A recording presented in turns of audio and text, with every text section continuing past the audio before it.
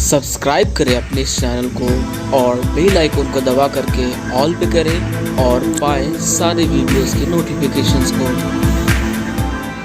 Hello miners, कैसे हैं आप लोग। आपके अपने यूट्यूब चैनल खनन ज्ञान पे आप लोग का फिर से स्वागत है।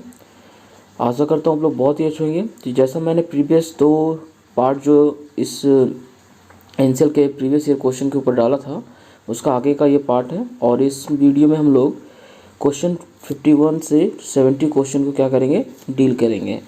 और उसके साथ में जैसे प्रीवियस क्वेश्चंस के साथ में मैं रूल्स, रेगुलेशन और एक्ट को बताता चला जा रहा था, उसी तरह से इस क्वेश्चन, हर क्वेश्चन से रिलेटेड जितने भी रूल, रेगुलेशन, एक्ट है उसको डील करता चला जाऊँगा। तो चलिए शुरू करते हैं। तो हमारे इस वीडियो का पहला क्वेश्चन जो है question number 51, workman inspector is designated by blank in the consultation with the registered trade union. ये क्वेश्चन पूछना चाह रहा है कि रजिस्टर्ड ट्रेड यूनियन से कौन कंसल्ट करके वर्कमैन इंस्पेक्टर को डेजिग्नेट करते हैं। तो आपके ऑप्शन है A DGMS, B owner agent manager, C overman, D foreman. तो इसका जो सही उत्तर है ऑप्शन नंबर बी है, ओनर एजेंट मैनेजर। और ये जो रिलेटेड है, इस इंपॉर्टेंट रिलेटेड फैक्ट जो मैं बता रहा हूँ, पहला जो है ये रूल नंबर, माइन रूल जो है आपका 1955, इसमें माइन रूल का ये 29 क्यू पॉइंट है, ठीक है। और इसके साथ में एक और इम्पॉर्टेंट फैक्ट क्या है कि जब किसी माइन में 500 या उससे ज़्यादा पर्सन एम्प्लॉयड होते हैं तो वहाँ पर 3 आपके वर्कमैन इंस्पेक्टर अपॉइंट किए जाते हैं। और उसके बाद अगर 1500 से एबव हो जाने के बाद में प्रत्येक 1000 या उसके पार्ट पे क्या होता है, एक माइनिंग डिपार्टमेंट का क्या होता है, एक नया एक और वर्कमैन इंस्पेक्टर अपॉइंट किया जाता है वो माइनिंग डिपार्टमेंट को सपोर्ट करने के लिए, असिस्ट करने के लिए। तो ये सारे इंपॉर्टेंट फैक्ट है इस क्वेश्चन से रिलेटेड। तो चलते अगले क्वेश्चन की ओर। हमारा जो अगला प्रश्न है वो है question number 52, DGMS comes under, यानी कि डीजीएमएस जो है director general mines and safety जो है वो किसके अंडर आता है। तो इसका सही उत्तर जो है वो है ministry of labour and employment के अंडर में ये हमारा आता है डीजीएमएस, ठीक है। बहुत इंपॉर्टेंट क्वेश्चन, इसको ध्यान में रखेंगे, इससे आपको क्वेश्चन बन सकते हैं। तो चलते अगले प्रश्न की ओर। हमारा जो अगला क्वेश्चन है वो है डस्ट जनरेशन में be reduced by the drilling, यानी कि डस्ट जो जनरेट होता है जब माइनिंग के दौरान, जब ड्रिलिंग कर रहे होते हैं, तो हम लोग उसको कैसे रिड्यूस कर सकते हैं, how to decrease the dust generation. तो इसका सही उत्तर जो हो जाएगा आपका शार्प बीट का प्रयोग करते हुए, इन ऑप्शंस को देखते हुए, ठीक है। पहला जो है ब्लंट बीट, यानी कि या जो शार्प जिसका ख़त्म हो जाता है वो बीट के बारे में बोल रहा है। दूसरा जो है हाई स्पीड है और तीसरा जो है लो स्पीड है। तो इसमें सबसे जो सटीक आंसर आपका वो है ऑप्शन नंबर डी है, शार्प बीट ही है, ठीक है। तो चलते अगले प्रश्न की ओर। हमारा जो अगला क्वेश्चन है वो है question number 52, soil is found in, soil कहाँ पाया जाता है, यानी मिट्टी कहाँ पाई जाती है। तो हमारा वो जो पाया जाता है, इसका सही उत्तर जो हो जाएगा एट टॉप कवर में, यानी कि हमारा जो अर्थ सरफेस है इसके टॉप सरफेस पे हमारा सॉइल क्या होता है, मिलता है। ये जनरल आपका क्वेश्चन है। चलते अगले प्रश्न की ओर। हमारा जो अगला प्रश्न है वो है question number 55, ABS system is used in, ABS system कहाँ प्रयोग किया जाता है। तो इसका सही उत्तर जो आपका हो जाएगा वो हो जाएगा आपका व्हीकल यूज्ड इन माइन, यानी कि माइंस में जो मशीन प्रयोग किए जाते हैं HEMM, उनमें आपका क्या होता है, एवीएस सिस्टम प्रयोग किया जाता है। तो एवीएस सिस्टम का फुल फॉर्म आप लोग जानते ही होंगे, ऑडियो विजुअल अलार्म, ठीक है, इसका याद रखेंगे। और ये मैक्सिमम जितने भी HEMM होते हैं उन सारे में लगे होते हैं, जब वो मशीन को जब फॉरवर्ड या फिर जब स्टार्ट कर रहे होते हैं या फिर उसको बैकवर्ड कर रहे होते हैं, तब ये वर्क करता है, इसको प्रयोग किया जाता है। तो चलिए आगे बढ़ते हैं।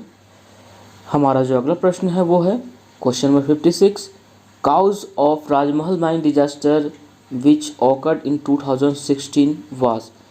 ये क्वेश्चन पूछा कि राजमहल में जो डिजास्टर हुआ था 2016 में वो किसके कारण हुआ था। और इस टाइप का क्वेश्चन हमेशा जो है एग्जाम्स में एक क्वेश्चन बन ही जाता है, इसको ध्यान रखेंगे। और इससे रिलेटेड जिस टाइप के क्वेश्चन जितने बनते हैं वो उसको देख लेंगे।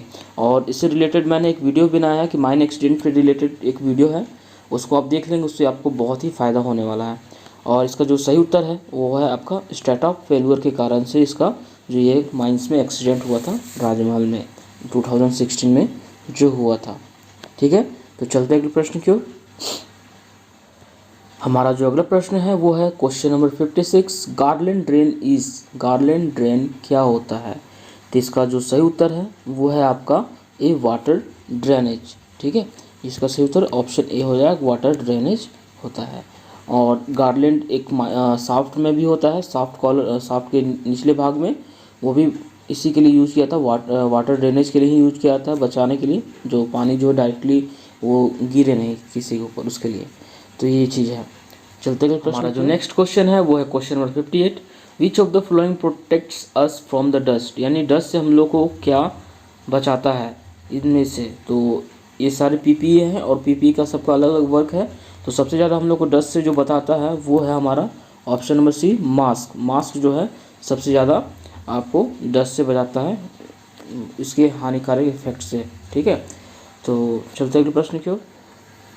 हमारा जो नेक्स्ट क्वेश्चन है वो है question number 59, minimum educational qualification for the mining sardar examination is, यानी क्वेश्चन पूछना चाह रहा है कि मिनिमम एजुकेशनल क्वालिफिकेशन किसी माइनिंग सरदार एग्जामिनेशन के लिए क्या होता है?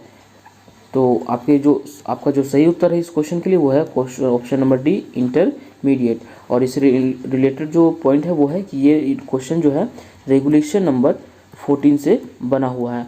इसमें आपको पॉइंट नंबर 4 में मिल जाएगा कि किसी भी माइनिंग सरदार का जो क्वालिफिकेशन है वो आपको कम से कम इंटरमीडिएट होना चाहिए ये माइनिंग सरदार के एग्जाम में अपीयर होने के लिए। ठीक है, तो चलते अगले प्रश्न की ओर। हमारा जो नेक्स्ट क्वेश्चन है वो है question number 60, minimum height for mining sardar examination is, mining sardar के एग्जामिनेशन के लिए मिनिमम हाइट क्या होता है? तो आपके जो ऑप्शन है A 5 feet, B 6 feet, C 5.5 feet, D all of the above. तो इसमें ऐसा कोई ये प्रावधान नहीं है कि मिनिमम हाइट कितना होना चाहिए, फिर भी जो है आपका जो सही उत्तर इसके लिए है वो है डी हो जाएगा, ऑल ऑफ द एबव, यानी कि एनसेल के द्वारा जो एग्जाम में जो आंसर लिया होता है वो ऑल ऑफ द एबव यही था। ठीक है, तो चलते अगले प्रश्न की ओर। हमारा जो नेक्स्ट क्वेश्चन है वो question number 61, mining stick is used for, यानी कि माइनिंग स्टिक जो होता है ओवरमैन और माइनिंग सरदार के हाथों में, वो किसके लिए प्रयोग किया जाता है? तो इसका जो सही उत्तर हो जाएगा वो है option number B, testing roof and the side, यानी कि ऑप्शन बी आपका इसके लिए करेक्ट आंसर हो जाएगा, टेस्टिंग रूफ एंड साइड। ठीक है, तो चलते अगले प्रश्न की ओर। हमारा जो नेक्स्ट क्वेश्चन है वो question number 62, normal blood pressure is, यानी कि किसी भी ह्यूमन का नॉर्मल ब्लड प्रेशर जो मेज़र किया जाता है वो कितना होता है? तो आपका जो सही उत्तर है इसके लिए वो है ऑप्शन नंबर बी, 70/110 होता है, यानी कि ये मिनिमम होना चाहिए। ये जो जनरल आपका होता है कहीं किसी भी नॉर्मल ह्यूमन बीइंग का ब्लड प्रेशर। ठीक है, तो चलते अगले प्रश्न की ओर। हमारा जो नेक्स्ट क्वेश्चन है वो है question number 62, heat stroke is due to, यानी कि हीट स्ट्रोक जो होता है वो किसके कारण से होता है? तो इसका जो सही उत्तर हो जाएगा वो है option number B, due to the extremely hot weather. ये जो होता है किसके कारण से होता है? एक्सट्रीमली हॉट वेदर के कारण से होता है। ठीक है, तो इसको याद कर लेंगे। चलते अगले प्रश्न की ओर। हमारा जो नेक्स्ट क्वेश्चन है वो है women is allowed to work in a mine, यानी किसी भी वुमेन को किस समय अलाउ किया जाता है माइन में काम करने के लिए? तो और ये जो आपका सही उत्तर जो है ऑप्शन नंबर बी है वो है between the 6 AM to 7 PM, यानी कि आपका जो सही उत्तर हो जाएगा ये ऑप्शन बी है।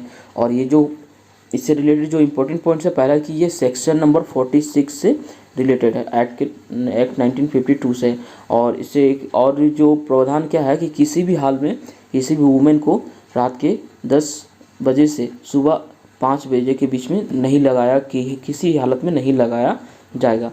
इसमें आगे मतलब कि एक्सप्लेन किया हुआ है इस एक्ट में। और ज़्यादा जानने के लिए इस एक्ट को अच्छे से एक बार फिर से पढ़ लेंगे। और ये बहुत ही इम्पोर्टेंट जो आपका जो है सेक्शन जो है 46 जो है एम्प्लॉयमेंट ऑफ वुमेन जो है बहुत ही इंपॉर्टेंट है, इसको अच्छे से आप एक बार देख लेंगे। ठीक है, तो चलते अगले प्रश्न की ओर। हमारा जो नेक्स्ट क्वेश्चन है वो है question number 66, retirement age of workman is, यानी कि वर्कमैन का जो रिटायरमेंट एज जो है वो कितना होता है? तो इसका जो सही उत्तर हो जाएगा वो है ऑप्शन नंबर 60। और इससे रिलेटेड जो इम्पोर्टेंट फैक्ट है, पहला क्या है कि ये जो है रेगुलेशन नंबर आपका 25 से रिलेटेड है, ठीक है। और इससे रिलेटेड एक और चीज़ क्या है कि किसी भी पर्सन्स को क्या होता है 70 ईयर्स तक क्या होता है हम एम्प्लॉयड कर सकते हैं, बट ये जो परमिशन होगा वो CI के द्वारा लेने के बाद में होगा। और इसका जो हमेशा जब भी एम्प्लॉयमेंट किया जाएगा उसका मेडिकल टेस्ट होगा हर एक साल पे, ठीक है। 60 ईयर्स के बाद में एम्प्लॉयमेंट करने के बाद हर एक साल में, यानी कि हर वर्ष इसका मेडिकल एग्जामिनेशन होगा, तब जा कर के इनका क्या एम्प्लॉयमेंट होता है, ठीक है। तो चलते हैं अगले प्रश्न की ओर।